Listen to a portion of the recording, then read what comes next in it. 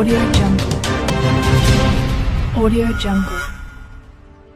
కొండపల్లి మున్సిపాలిటీలోని వరద నీటి ముప్పు బారిన రహదారులను పరిశుభ్రపరిచేందుకు ముఖ్యమంత్రి వర్యులు నారా లోకేష్ 6 ఫైర్ ఇంజిన్లు పంపించారని మైలవరం ఎమ్మెల్యే వసంతకృష్ణ ప్రసాద్ శనివారం తెలిపారు.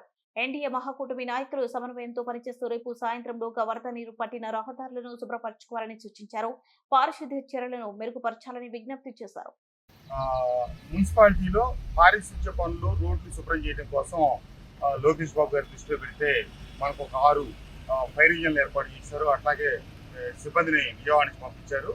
వాళ్ళందరినీ ఉపయోగించుకొని మొత్తం ఇబ్రహీంపట్నం కొండపల్లి వరద ప్రభావిత ప్రాంతాల్లో ఉన్నటువంటి పారిశుద్ధ్య పనులు అందరూ కౌన్సిలర్లు అక్కడ ఉన్నటువంటి స్థానిక ప్రజాప్రతినిధులు కలిపి సమన్వయంతో రేపు సాయంత్రం లోపల టార్గెట్గా పెట్టుకొని శుభ్రం చేయించుకోవాలి.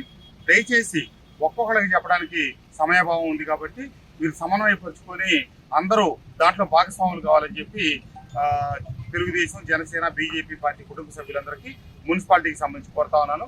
తక్షణం మీ అందరి దగ్గర మీ రోడ్లు ప్రతి రోడ్డు శుభ్రపరిచే కార్యక్రమంలో ముందుండాలని కోరుకుంటా ఉన్నాను.